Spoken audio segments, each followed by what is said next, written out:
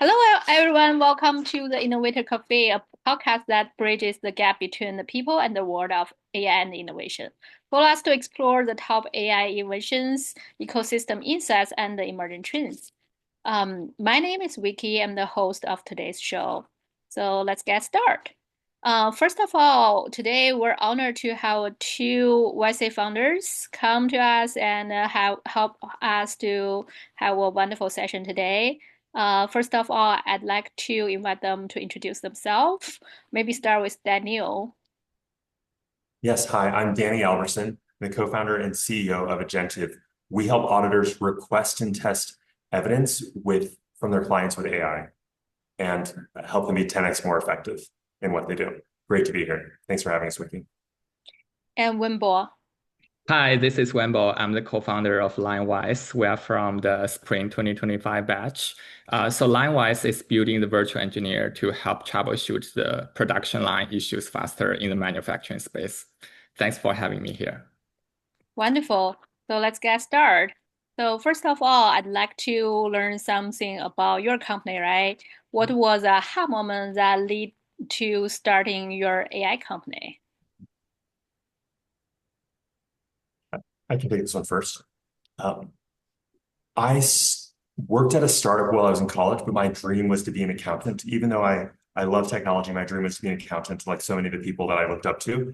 So while studying accounting, I knew that I loved technology, but starting my career as an auditor at Ernst& Young, the first few days, I was explained to me, like I was explained what my job was and how most of it was like checking documents to verify that the transactions reported in financial statements agreed to the documents and they were accounted for correctly.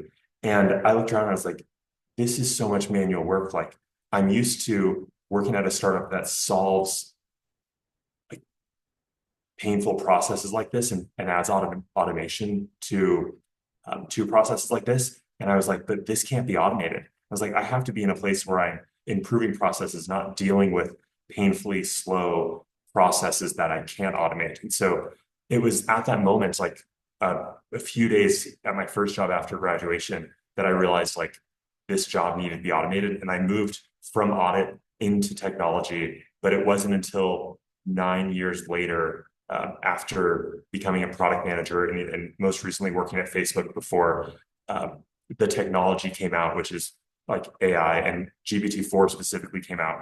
And when I was using it, I was like, this is now what will allow us to go back and automate the painful processes that exist in audit that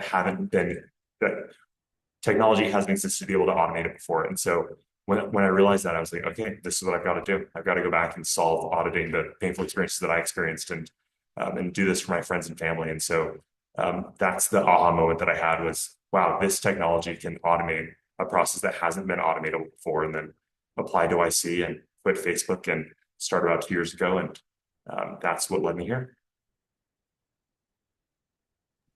Wenbo, how about you? Yeah, I think for me, I wasn't really thinking about building the AI company before, but I'm always thinking about building my own startup. So maybe let's jet time a little bit, like to let's say 10 years before, like why I'm thinking about that. So I grew up in a city called Wenzhou back in China, and then there are a lot of businessmen or businesswomen like in the city. So externally, I think I was influenced by all the environment in the city. And then when I came to the States about 7 years ago, I was doing AI and robotic research at UPenn Grasp Lab. So at the time, my focus is more on building the robotic system, like multi-agent system, how to use the robotic arm to manipulate the deformable objects like the rope or the clothes. And then I talk with the people who are more senior than me, saying, "Hey, if I want to build my own company in the future, what should I do?" Then they told me, "Hey, Wenbo, you need to join an early stage company as a founding engineer." At the time, I was working for the Dean of Engineering School, Vijay Kumar. So he's a member of National Academy of Engineering. So I talked with him and he connected with me with one of the alum from the engineering school. So I joined a company called Grayscale AI as a founding engineer. So that company is doing the food packaging inspection using X-ray and computer vision technology. So I really learned a lot from zero to Series A round, like it's about $100 million in 2 years. At the time, like I noticed, like my background is more, in software development, in AI and robotics. So I took a few classes at Stanford and meet with a lot of great people there. And at the time, I was doing a lot of side projects, exploring different fields and trying to figure out what's the best idea for startups. After that, when I was back in Philly, like I met with Zhichu and James, my current co-founder. So Zhichu was a PhD from MIT. So basically, he's doing a lot of AI and robotic research. One of the things he built that really amazed me is he built the first autonomous lab in the MIT, and he's using the computer vision and the voice to control the robotic arm to do a lot of material research for him. So after talking with him, I feel like, wow, this is amazing, person I should work with. Then I also was connected with James. So James, he has a lot of experience in operation excellence in manufacturing space. He was a consultant at McKinsey before. So that's why three of us came together to build this company. So for LineWise, we really bring our previous expertise like into the company. So I worked for the food manufacturing startup before. So I know the machine downtime cost our customers a lot of money. So for the company with the size of 200 to $300 million, they will lose about like $20 million every year due to the unplanned downtime. So that's why we want to bring a software solution to help them identify the potential cause of the issue and fix the machine faster. Yeah. Yeah, I'm very happy to hear your stories, right? Both of you kind of like try to make a revolution for one industry. Let's see how it goes after 5 to 10 years, right? Okay, so um, I know both of you are like from YC, right? What was your YC application like? Any advice on what made it stand out? What maybe this I, time you first? I think, yeah, I think for us, it's really simple. Like, I think our application is only a few sentences, like maybe one or two for each question, and make it very concise. And I talked to one of the partner before. I don't think they have enough time to review all the applications, so make sure you highlight the key points. And I, this is only my observation. I think YC partners, they, like people who are from good schools or relevant experience in the market they are working with, or have a great, working experience in big tech companies. Yeah. Just one follow-up question, very quick. How did you meet the YC partner before you start your application process? I I didn't meet with any of them before. Yeah, Oh, but okay. there are a few events. For example, a few days ago, I was attending the API events in San Francisco, and actually one of the YC partner was there. So you Wow, never that's know. good luck, huh? Daniel, how Um, about you?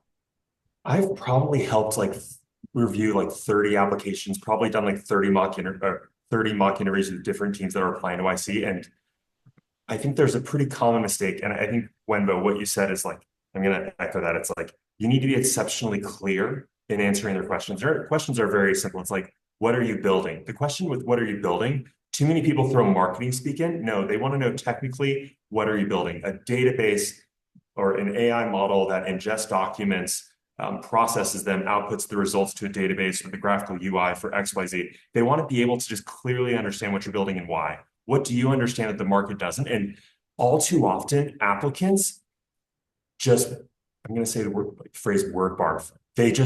They're so afraid that their idea won't be understood that they write so much that their idea can't be understood. If Wenbo, if you wrote your application in a few sentences for each question, that's exactly what I did. And it turns out if you understand your idea really well, you're incredibly simple in your answers, and you can bring other people along the journey very quickly. And most people get this incredibly wrong. And out of the 30, this might offend some people, the 30 applications I've read, I've only read one and said, wow, these people are getting in. And sure enough, those people got in. It's, I don't know. It's an amazing application, but it filters for people who can think clearly. Yeah, I believe this is most difficult part for the early stage, right? I met several different founders. At the beginning, they always think what they should do, and they try to do the brainstorming with people at this early time. Definitely, it's very difficult at this stage. People start to say, "Okay, I have this clear statement. I want to do this." Very difficult. Yeah, I think it's more about your thought process about the current idea because a lot YC partner definitely know like your idea will change or you'll pivot like later after going like through YC or even after YC. But the key is like how you think about the problem you are currently solving. Yeah. What do you understand that your competitors don't? And why do you think this will work? I completely agree. And I am shocked at how many applications I've read where I don't understand the answers to those questions.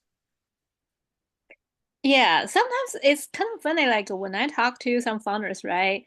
Because I know the industry, I know the knowledge. When I talk to them, I'm very clear about what they do, but when they talk, they couldn't get to the point. I think at the writing time, maybe they have similar problem as well. I, like early stage, I saw it's only for the immigrants, but later on, I noticed it's like a common mistake, right, Daniel? Okay. Yeah, let's move to the next one. What was one unexpected challenge or breakthrough moment during the YC?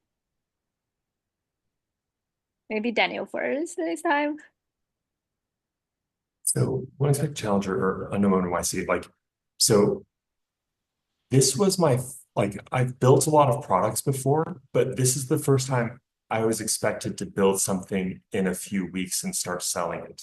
It's like the pre like the peer pressure, or just like it's like not pressure, but I mean, I guess it is pressure. In YC, you're supposed to uh, build a product, and most people come in with very little build, and you're supposed to create a graph that goes up and to the right over the course of like 2.5 months. And so the pressure is to take something that is very small and that you can build in a few weeks and start selling it. And it's some of the best advice in the world, but it's incredibly hard to do. And it's like going to people with something that took a few weeks time saying, hey, this can solve your pain points and problems now. It's like, it makes doing startups and business seem so simple, but it's realizing that people are buying not just what you're selling today, but they're buying into the future vision that you have as a founding team. And it's like selling people, anyways, people want to help you. Like the people you built relationships in your past career, they'll come out of the woodworks to help you. And I was just so happy at how many people from my past background and experience connected me with our first customers, gave me the advice we needed, invested in our company. I was just so pleased to see how many people from my past came to help me, and that was incredibly helpful. And more, I was more surprised by the help, how many people wanted to help, than I Anyways, it was delightful, but it was a little surprising. Wenbo, how about you? Yeah, I think just to add on that, I can definitely resonate with that. Like YC is a very good community. Every founder will help each other. And another part I'm thinking is for us, I think there are a lot of challenges, but I think one of the breakthrough I want to mention is so our partner is Tom Blomfield. So he's a co-founder of Monzo Bank back in UK. So one of his advice is he asked us to really think about in the long term, like what's a moonshot idea you want to build as a company, like what's your vision? So initially, our idea is to build the SOP generation platform to capture all the tribal knowledge within the manufacturing domain to help operators and technicians. And later, after talking with him, we realized this idea is, very simple, and everyone can build the learning management system. And we start to explore like different ideas, upon this one. And then after we talk with a lot of customers, we find the machine downtime really costs them a lot of money. And it's usually when we talk one of the food and beverage company, they mentioned it costs them 8 hours downtime per week. So they are basically throwing a lot of money away. So that's why we start to do this idea. And we know it's hard, like there are a lot of innovation going on we can use, but this is a really good advice we get from Tom. Yeah. So it makes things difficult, but right for the long term. Mm-hmm. Yeah, his advice is always think in the long term. Yeah, I didn't notice actually in YC there's so much pressure during the accelerator time. Yeah. Well, it's the march towards demo day. Mm. Yeah. I think there are a lot of pressure. Like one point, like Daniel mentioned, is in the office hour. So basically, we have two types of office hours. The first is directly with our group partner, and we share our progress, like what we built last week and what we want to achieve next week. And we also have our group office hours. So you are sitting in the room with 5 to 10 companies, and they may have different, progress, and you need to set up the goal for the next 2 weeks. So I would say that's really the peer pressure from the other companies. For example, they already made a lot of progress, like their traction is 6 digits or even 7 digits, right? So basically, I think it's a good pressure for us to really move very fast and validate the idea. So the key two things, one is how can we iterate our product faster? And the second is to get traction from more customers. Yeah, that's one of the best parts about YC is that you're surrounded by other people who want to build a big company and believe that they can.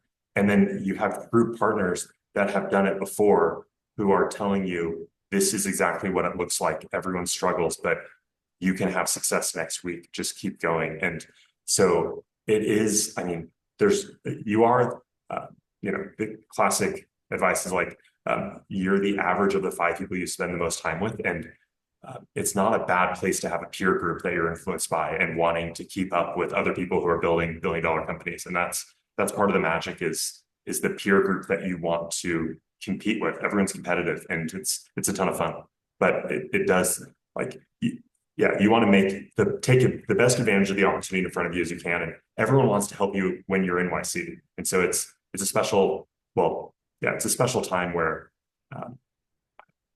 I can't really explain it other than it's almost like you're in the middle of a football game. You can have practice and all this, but it's like, or whatever sports game you play, it's like it's like you're in the game. There's no rest time. It's like you just need to put in all your effort, and there's an ending time, and you do all that you can to make it to play the best you can to win. Wow, that's very interesting. Yeah, and also just curious, right? At this high pressure environment, and you need to keep the very fast pace, right? How do you psychology wise, right? Psychological wise, how do you manage your pressure and still keep yourself think very clear and move things forward? I think for us, there are a few things we are implementing in our company. Actually on the first day, we already define like what our culture is, right? And one of the culture is we will give feedback to each other, saying, hey, what's going well and what's not going very well, and how we can improve for the following week. So we will have the session every Friday night, and all the team members will come together and talk about our learnings for this week and what we can do to do it better for our customer and the product.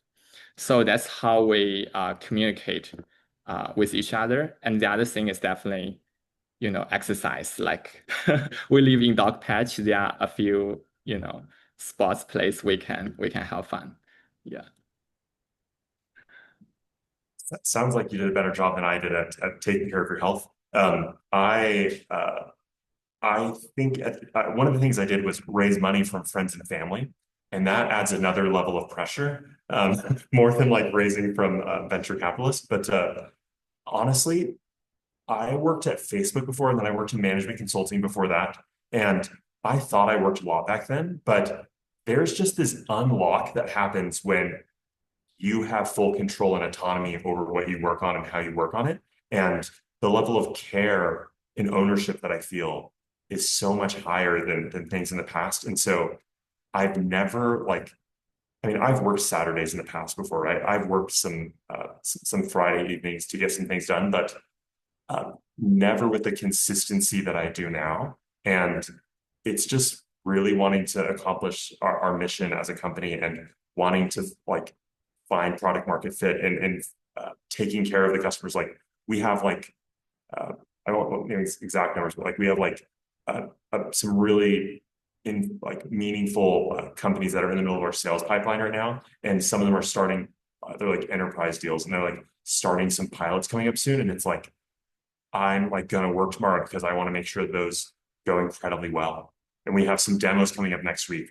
And in the discovery call, I was like, oh, I know what the perfect demo would be, but we don't have like the fake documents or the fake assets in order to do it. So I need to get those so that I can do my absolute best to win that deal. And it's just caring about people. And well, I'm also married and I have two wonderful daughters. And so it's this balance of like trying to care about our customers and also trying to be a good husband and father. And that is hard. I have a wonderful wife who makes it possible, but it's hard to take care of our lives and take care of our co-founders and take care of the customers we have. But I think it stems from like I've unlocked the amount of energy and like work ethic that comes from ownership and caring that I've had in the past, but it's just another level when you're trying to do something from 0 to 1, because it all relies on what my team does. It's like, it's not like I'm at Facebook where there's 70,000 other people that are going to keep the lights on if I go on vacation. There's like 3, startups. So anyways, that's my opinion. Wow, I can tell it's a typical startup founder's life.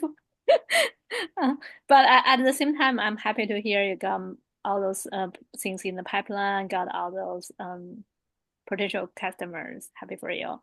And let's move to the next one. How did YC specifically celebrate your AI product or go-to-market motion?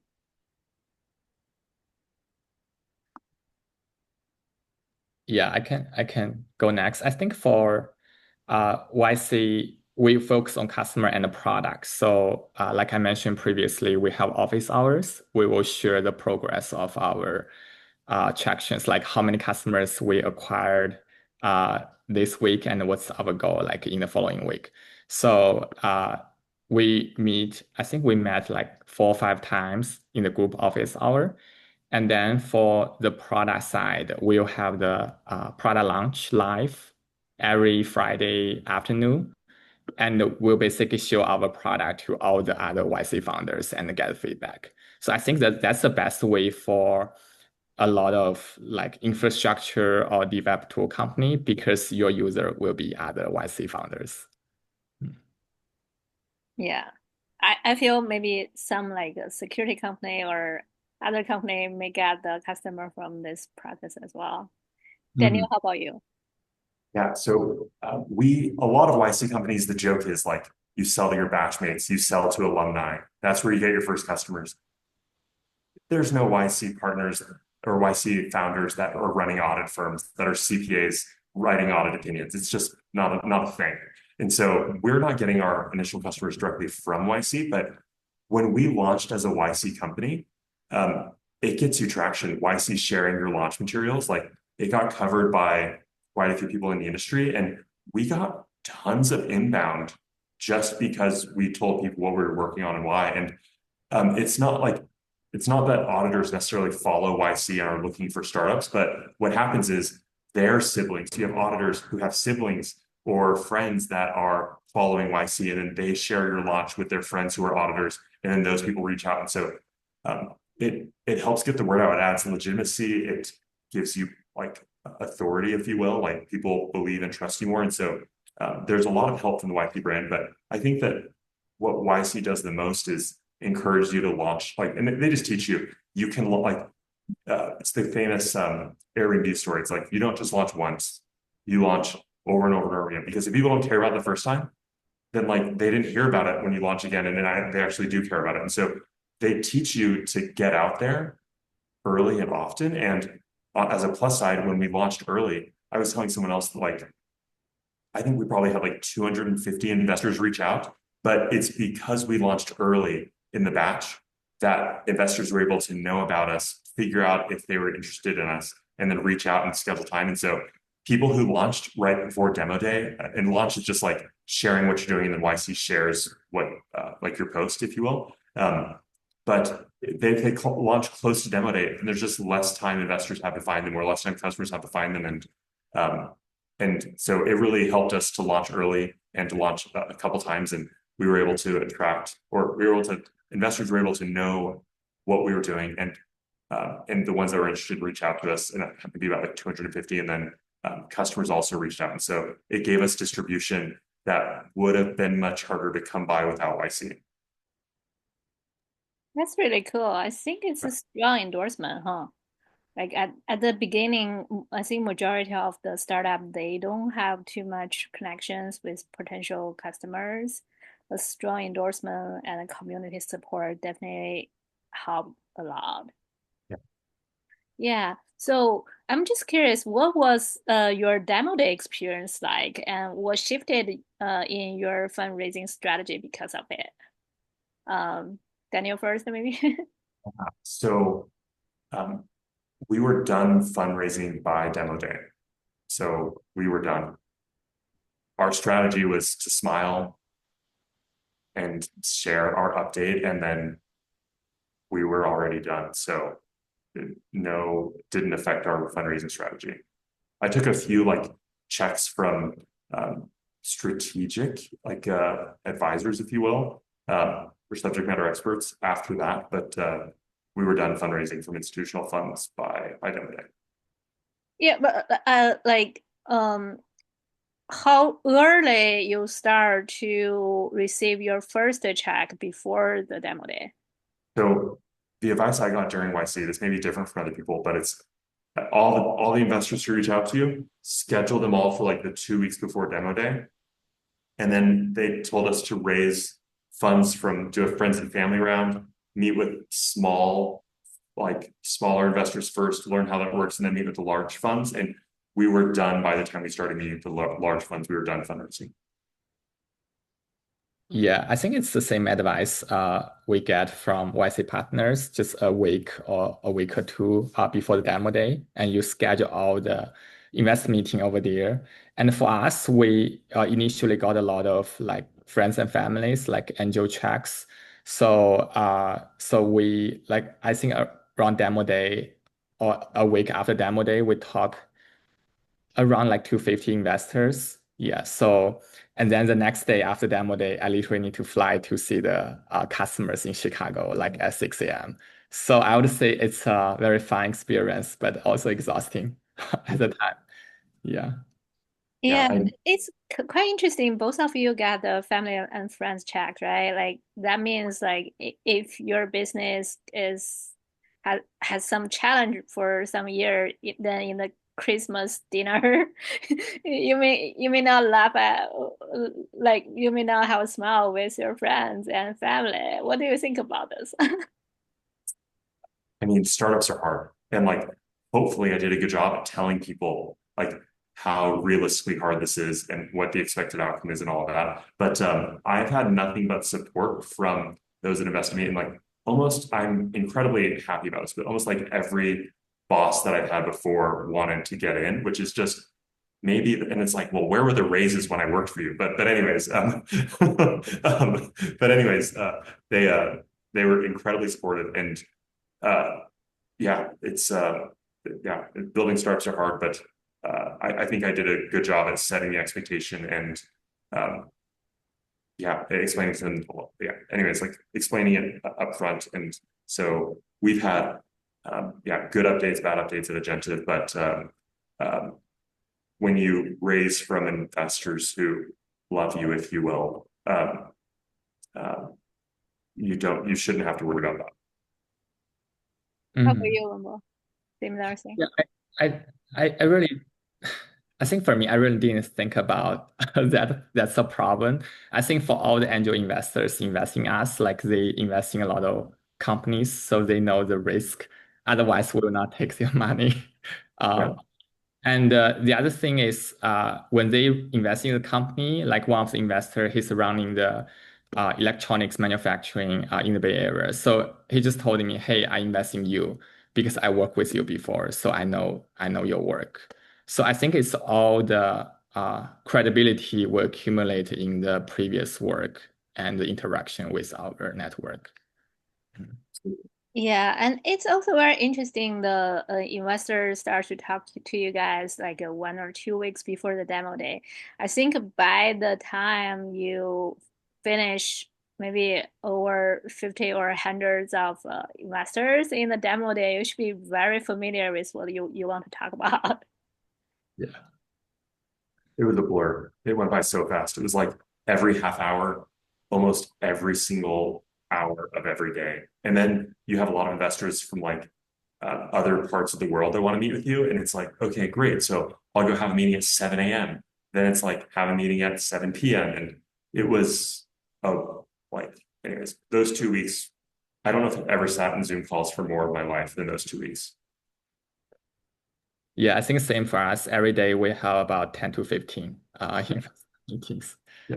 I'll just repeat the same thing again. And what an incredible blessing that is. Like that, honestly, I like to joke. It's like, YC investing because they believe you can make something people want. But like, if there's one thing that's true coming out of YC, it's like YC has made you something investors want as a company. Like they've made your company something investors want, and that's an incredible privilege. And I'm very grateful for that blessing that it was easy to meet people who were interested in hearing us because they believed we could, like by default, if YC invested in us, generally speaking, they believe you can become $1 billion company. And so that's an incredible advantage and blessing. And I'm grateful for that benefit of going through YC. Yeah, same for us. I think it's just add another layer of the credibility, right? It's a YC logo makes you popular. That's why I think even a few weeks after we launch, so there are a lot of investors reaching out to us, like trying to squeeze your meeting like before, like a few weeks, even a month before the demo day. And then we say, no, we cannot do that. We're still, focusing on our customer and product. I still have investors reach out almost every day. I think today I had 3, and one of them, this guy's probably emailed me like 25 times. And I finally replied back and said, look, we're in the middle of selling season. We're not fundraising right now. Don't need funds. We're fine. But I'm like, I will meet with you for 15 minutes to start building a relationship because you are the most persistent investor I've ever had hit my inbox. And so I was like, here's 15 minutes. I'm happy to say hello, but like, let's avoid any request about numbers or company performance because just we're not fundraising. And so we're just focused on customers, but I'm happy to meet you. Please stop emailing me. Like, anyways, it's an incredible blessing from anyways. And it's only because of the success of YC companies before us. And we need to pay the favor forward by building great companies so that other founders in the future can enjoy the same benefit. Wenbo, do you want to add additional or like your fund business? I'm good. Yeah, I agree. I definitely agree with that. Yeah, so grateful for all the blessings from YC partners because in our group, like we are working with great YC partners like Tom Blomfield, Gary Tan, and also Pete Kuhlman. So they are successful, founders before, and also the venture capitalists. So we learned a lot in our office hour. So grateful for all these people who help us. Pete was one of my group partners. Pete and Dalton Caldwell were my group partners. Yeah, so post-YC, right, what were the most important habits or insights that stuck with you as a founder?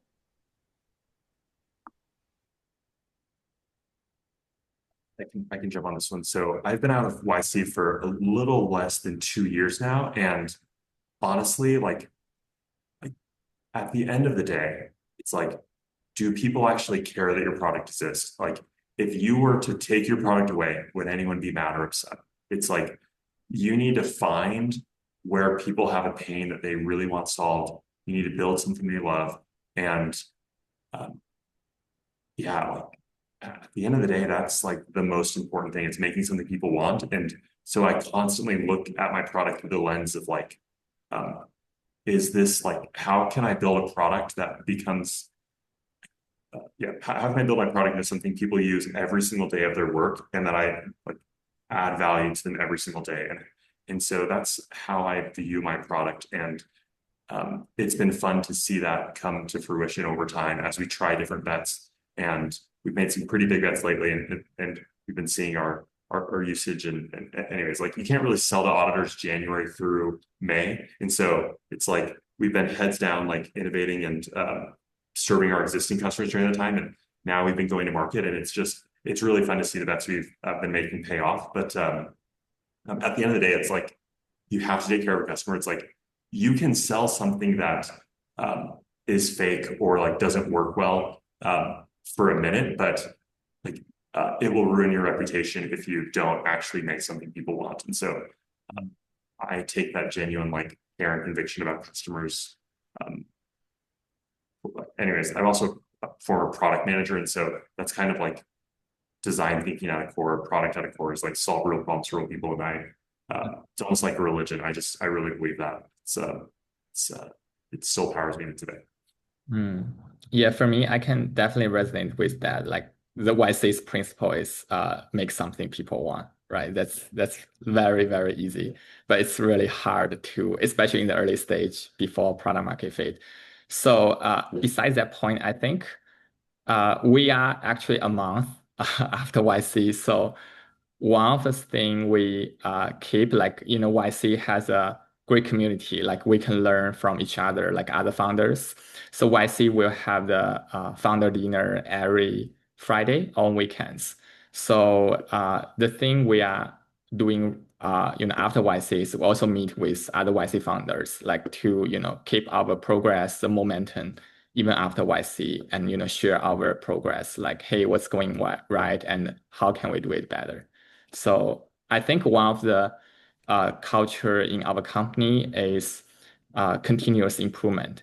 So for us, we work with manufacturers. We help them improve the efficiency of manufacturing line. So a lot of customers we are working with, their title is head of continuous improvement or head of operational excellence. So we embed that part like into our culture. So every day we learn something new and to, make us better, make our product even better for our customers. That's very good to know. Now we're moving to the last question about the long question, right? What's your top advice to the AI founders thinking about applying to YC? I have two things. One is make something people want. The second is find someone who can work well with you and can inspire you in the journey, because startup is a long journey. Are you talking about the co-founder or advisor or like co-founder? Let's see. Daniel, how about you? So what Wenbo said, like who your team is, and like the longer you've known them, the stronger relationships you have with them, the better, like the less risk there is in that decision. But so I am someone, I'm a little bit of a purist. I talked about like on like solve real problems for real people. And so what I would say is like your goal should not be, and so forgive me for this, but your goal should not be to be an AI founder. Your goal should be to solve real problems for real people. And with that being said, you never want to be a solution looking for a problem. Like you're a hammer looking for a nail, but there's no nail. Like you don't want to become that situation. Although the way that I was thinking of startup ideas back when I was a Facebook employee. It was like I spent several Saturdays in a row, and I had a goal to start a company. It's like at the end of the day, there are certain waves in technology and starting businesses where oftentimes there's a lot of really successful companies that are started together, and maybe that's when the iPhone came out and the App Store came out, or when mobile internet came up, or servers, or anyways, like desktop computers. Like there's these clusters of really big companies that come in. I saw pretty quickly when GPT-4 came out, I was like, okay, this is the next wave of innovation that's going to enable people to start companies that disrupt others. So the way that I thought about it was, what business problems am I aware of that haven't been solved yet that now can be solved with generative AI? And then I got to my time as an auditor, and I was like, it's this problem, like, and I'm a founder market fit for this. So it's really like, where do you have unique insight, like a good background and access to customers? Like you have a relationship, or you believe you can get access to customers, and then it's, how can you solve a problem in either a new way, or just like, what can you do? What do you understand that your competitors don't? And then how can you build a product that creates more value than your competitors can, through some differentiation? And so I would just really focus on, like, how can you win? How can you, what problem needs solved that you're aware of that hasn't been solved well enough, and how can you do that? And so that may be an AI solution, it may not be. Like it's, we identify as an AI product, but like tons of our solutions are just good engineering. Like it doesn't all have to be AI. Like you don't have to use a large language model for everything, but large language models can help you get it done 10x faster. And so you should just focus on solving real problems. And AI, like, I mean, it's incredible. Like we can do, move 10 times faster than you ever could have without it. But you don't have to find an AI solution. You can probably just find a real problem, like a real solution to a real problem. And there will be plenty of ways you can use AI to differentiate it. But you should just focus on where can you create mass amounts of value. Yeah, I cannot agree more. So, one more additional you want to add, or? Yeah, so I I really agree with that point, because I made the mistake before, like as an engineer. Because for me, like as an engineer, like I always think about, the cool technology, bring, new things, innovation, as a solution to solve the problem. But not every problem should be solved by the, the latest thing, right? But I think one thing as a founder we can think about is, what are the emerging technologies that's really coming up that can disrupt certain field. And if yourself or your co-founder have industrial expertise in that domain, and you know all the pain points, and you realize that emerging technology can really solve the problem, I think that's a really good fit, because technology is there and you have industrial connection, so you can find customers very easy. And most innovations are found by finding something that works in another industry and then applying it to an industry you understand. Like that's how most innovation works. It's like, oh, this worked really well over here. This industry has a similar problem. How can I take these learnings and apply it here? That's where 9 out of 10, and that is innovation. There's nothing, you don't have to discover something completely from scratch, build a brand new large language model, learn to innovate. You can apply learnings from other places in an area where they haven't applied before. And so, yeah, I think what you said, Wenbo, it's exactly right.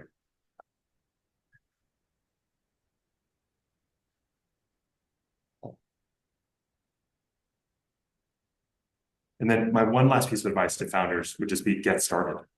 Like go, fail, like try something, like just get out there, start building things. Like you don't have to wait for permission. You don't have to get funded by YC to start a company. Go build, go find a pain point, go find customers and start selling and start building. Just, don't ask for permission, just go do it. Mm-hmm. Yeah, here I want to put like a small advertisement for my podcast, because my podcast is a cross industry for different people, from outstanding founders, investors, researchers, and insightful people. So I think, Daniel, my podcast will serve some mission on what you're saying, like apply one area's advantage to the other piece. Yeah. Okay. Now we're going to the closing rapid fire, right? Like there are over 4 questions in this area. We will have like quick answer from you, right? So give us one word to describe YC. Wenbo. Well, I will use one sentence: the best community for founders. How about Daniel? Inspiring. Yeah, this is a wonderful word.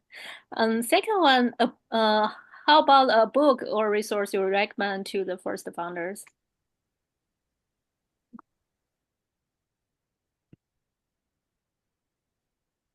I would probably say it's very short, but it's The Alchemist.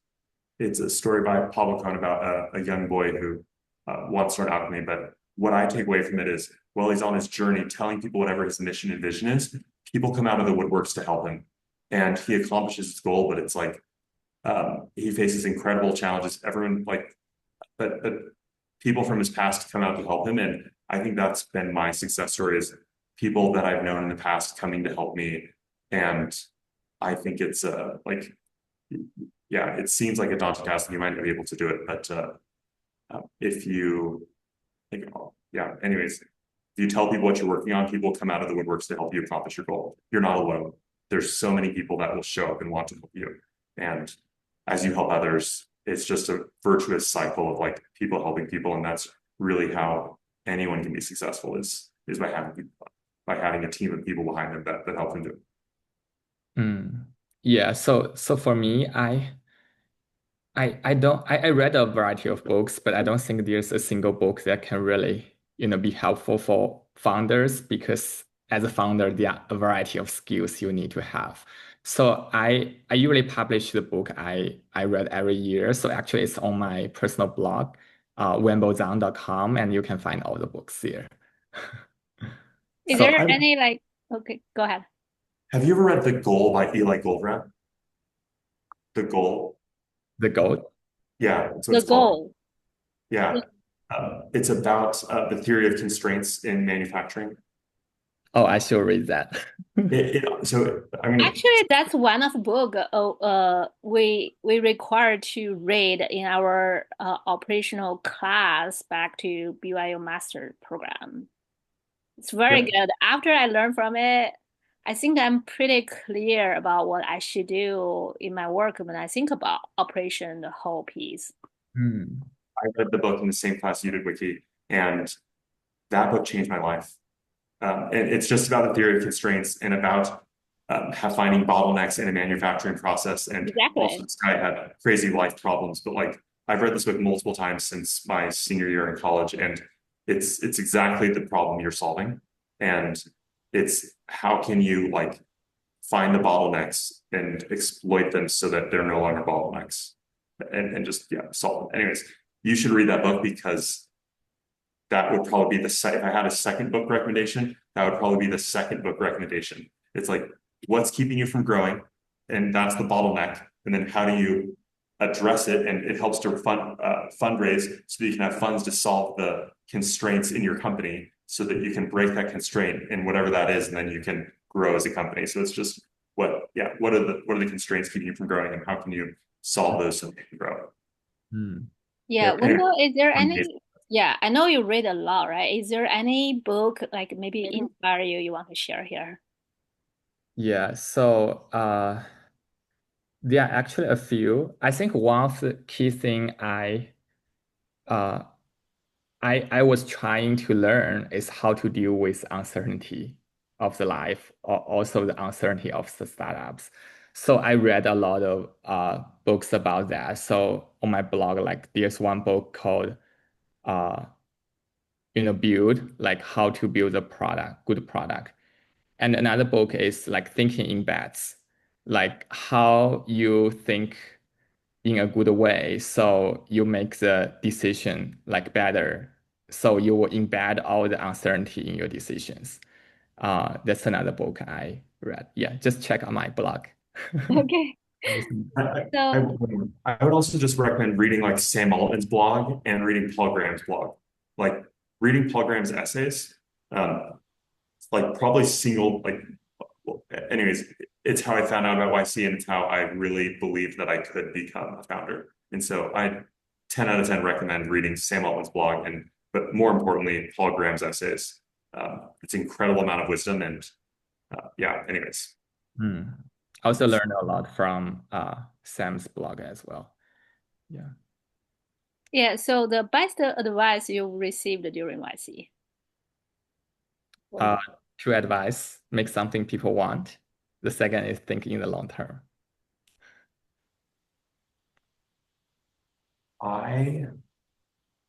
Let's see here. I'm drawing a blank, but essentially it comes down to like suck it up and try harder. Like just keep going.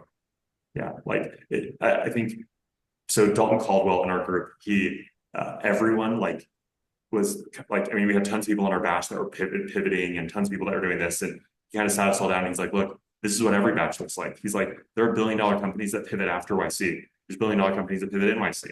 There's billion-dollar companies that never go through YC. Like, this is what company building looks like. It looks like failing. It looks like trying to launch something and not working out. Like, but just keep going and just keep going and don't die because you quit. Like, honestly, okay, I think the best advice I've been given is like, don't die and don't quit, because at the end of the day, the number one reason why startups fail is because founders give up. It's not because of competition. It's not because of necessarily running out of money. It's like a small portion of it. It's because founders give up and they don't believe that they can do it. And so you need to be someone who believes that you can do it. Sorry, that was a lot longer than a quick answer, but that's the best advice I was given at YC. That was Dalton Caldwell, his like famous end of the batch closing speech. Yeah, just don't die. Yeah, if you can redo one thing about your YC journey, what will be? I think for me, I think the YC journey is very, precious. So every part of that, like, we try our best in that time period.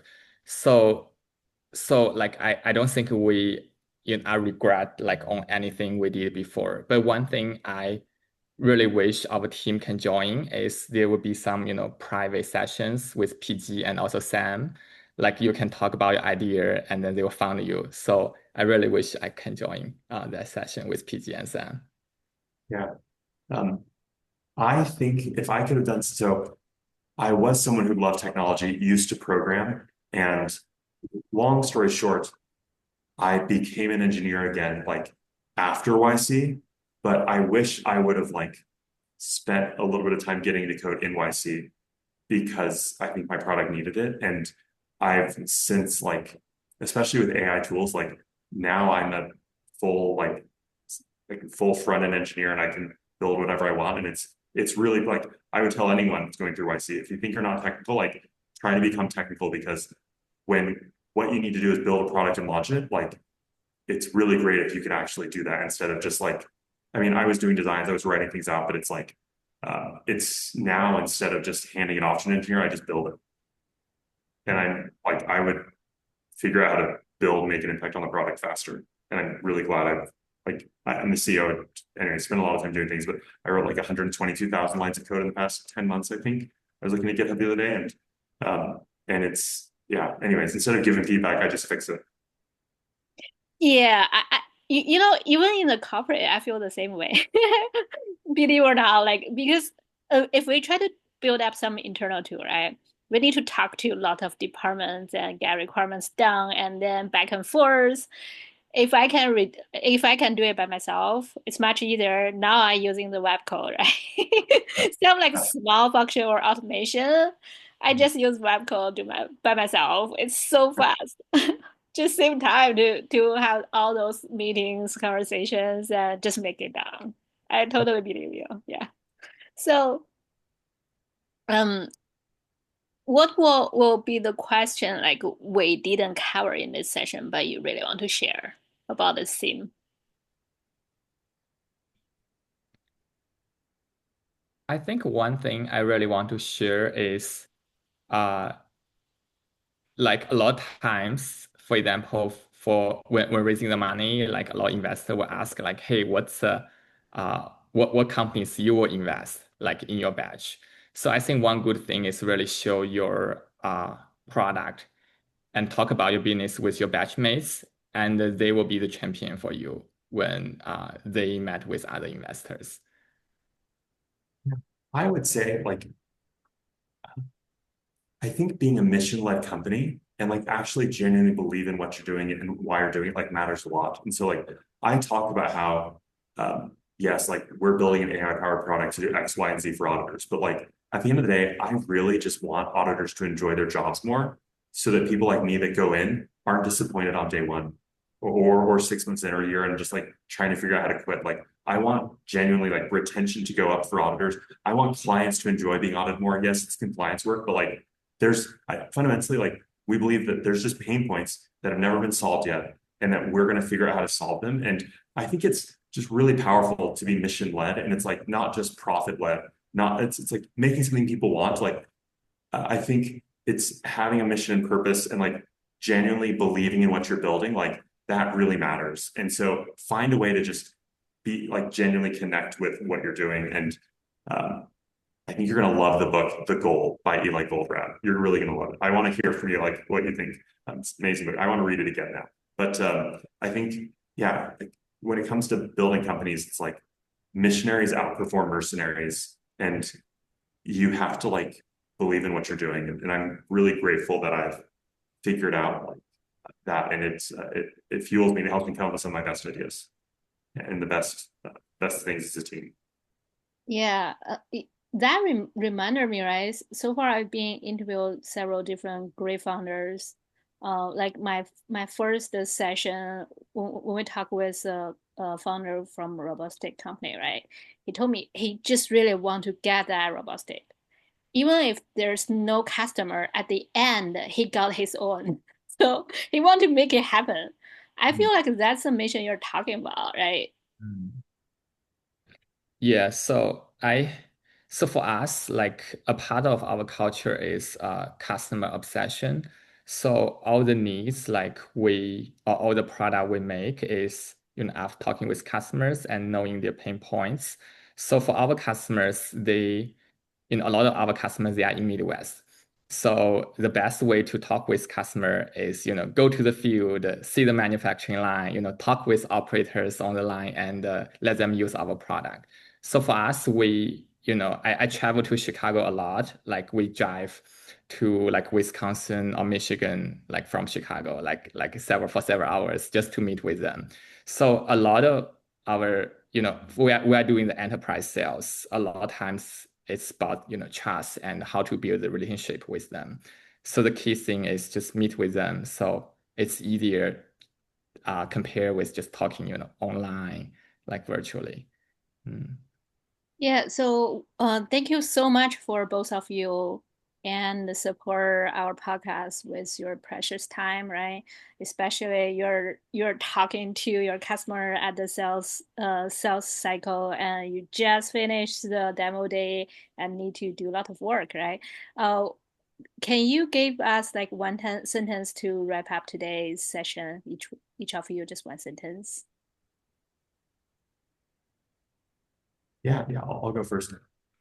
I fundamentally believe that everyone can design the life they want. And if you don't have the life that you want right now, make the changes you want to have it. Like you can bend the world to your will. That's one of the best pieces of advice I've ever been given by YC. It's bend the world to your will, design the life you want, and you can have the impact that you want in this world and design the life you want. So go do it.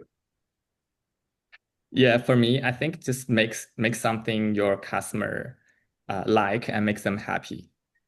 Yeah, that's the core of our company. Yeah, thank you so much for your session. This can be very wonderful to majority of our audience, and I hope this session can help more founders or even the people who work in the corporate or startup, right?